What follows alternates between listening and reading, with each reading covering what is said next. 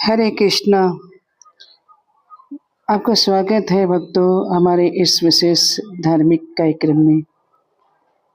सनातन धर्म में हर दिन हर पल का अपना एक विशेष महत्व है, लेकिन कुछ पर्व और महीने तो ऐसे हैं जो सीधे भगवान के हृदय से जुड़े हैं।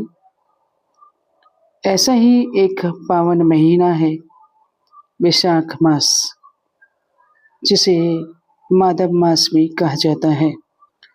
आज हम आपको ले चलेंगे प्राचीन काल में, जब इसी मास की महिमा का रहस्य स्वयं देवऋषि नारद ने एक महान राजा को बताया था। यह कथा हमें बताती है कि आखिर क्यों वैशाख का महीना इतना खास है और इस महीने में किए गए पुण्य कर्मों का फल क्यों अनंत गुना अधिक होता है। बात उस समय की है जब भगवान के प्रिय देवऋषि नारद संसार में भ्रमण करते हुए मथुरा पहुंचे। वहां उनकी मुलाकात हुई परम भक्त शिरोमणि राजा अम्बरीश से, जिनका संपूर्ण चित्त भगवान श्री कृष्ण की आराधना में लीन रहता था। राजा अम्बरीश ने मुनिश्रेष्ठ का विधिवत स्वागत सत्कार किया और फिर विनयी भाव से उनसे एक प्रश्न पूछा। हे मुनिश्रेष्ठ, आप सब लोगों की ज्ञाता हैं, कृपा करके मुझे यह बताने की कृपा करें कि आखिर मनुष्य को कब, कहाँ और कैसी भक्ति करनी चाहिए। भगवान को प्रसन्न करने का सबसे उत्तम मार्ग क्या है। नारद मुनि कहते हैं, सुनो राजन, तुमने बहुत अच्छा प्रश्न पूछा है। भक्ति ही एकमात्र ऐसा साधन है जो समस्त पापों का नाश करके मनुष्य को भगवान के चरणों में जोड़ देता है। यह भक्ति अनेक प्रकार की है, मानसी, वाचिकी, कायिकी, लौकिकी, वैदिकी और आध्यात्मिकी। जब हम अपनी बुद्धि और धारणा से भगवान का ध्यान करते हैं, वह मानसी भक्ति है। दिन रात वेद मंत्रों का जाप करके भगवान को प्रसन्न करना वाचिकी भक्ति है। अर्घ्य देना, भजन कीर्तन, जागरण और पूजन के द्वारा की गई सेवा लौकिकी भक्ति है। वेदों के अध्ययन और यज्ञों में आहुति देने की विधि वैदिकी भक्ति है।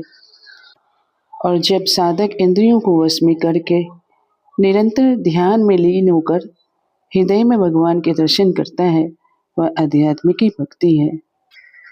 राजा अम्बरीश हाथ जोड़कर कृतज्ञ भाव से कहते हैं, हे मुनिश्रेष्ठ, आपने मुझे भक्ति के अनेकों प्रकार बताए हैं, मानसी, वाचिकी, कायिकी, लौकिकी, वैदिकी और आध्यात्मिकी। आपने समझाया कि धारणा और ध्यान से मानसी, मंत्र जाप से वाचिकी, अर्घ्य पूजन से लौकिकी, वेदों के अध्ययन से वैदिकी और इंद्रिय संयम से आध्यात्मिकी भक्ति सिद्ध होती है। मैं आपका बहुत आभारी हूँ। नारद मुनि कहते हैं, राजन, अब मैं तुम्हें भक्ति के प्रभाव के बारे में बताता हूँ।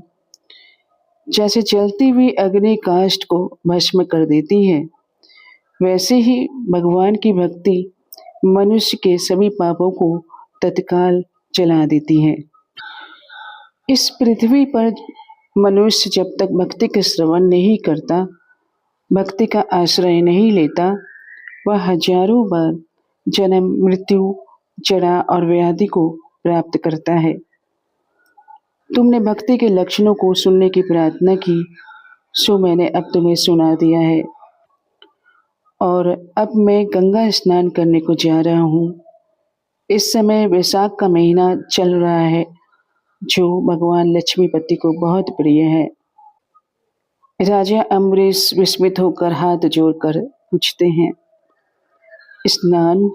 हे मुनिवर, अभी तो आपने भक्ति का इतना गहन ज्ञान दिया है और अचानक स्नान के लिए जा रहे हैं और आप कह रहे हैं कि वैशाख मास भगवान लक्ष्मीपति को प्रिय है?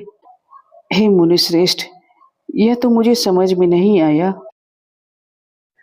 अगहन, मार्गशीर्ष, पौष, माघ, इतने सारे पवित्र महीने हैं, फिर आप वैशाख मास की इतनी प्रशंसा क्यों कर रहे हैं?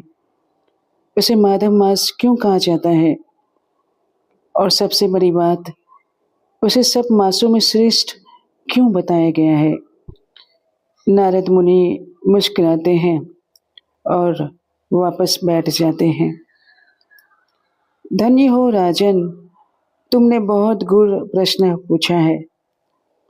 यही तो रहस्य है। तुमने सही पूछा।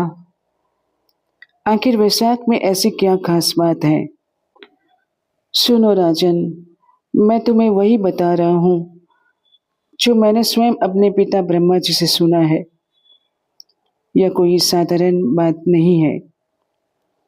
देखो राजन, इस संसार में जीव का भारत वर्ष में जन्म लेना दुर्लभ है।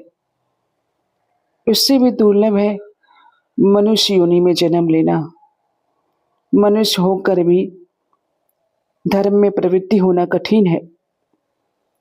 उससे भी दुर्लभ है भगवान वासुदेव की भक्ति प्राप्त होना। लेकिन हे राजन, इन सब से भी अधिक दुर्लभ और कठिन है वैशाख मास में विधि पूर्वक स्नान, दान और जप का संयोग मिलना। जो मनुष्य इस माधव मास में विधि विधान से स्नान दान करता है, वही सच्चे अर्थों में धन्य है। उसके दर्शन मात्र से ही पापियों के पाप नष्ट हो जाते हैं। राजा अम्बरीश हाथ जोड़कर अत्यंत उत्सुकता से पूछते हैं, हे मुनिश्रेष्ठ, तो कृपया मुझे विस्तार से बताइए, वैशाख मास में स्नान की क्या विधि है? किस वस्तु का दान करना चाहिए? कौन सी तपस्या करनी चाहिए? सतगुरु के मुख से मिला यह उपदेश मेरे लिए अमृत से भी बढ़कर है।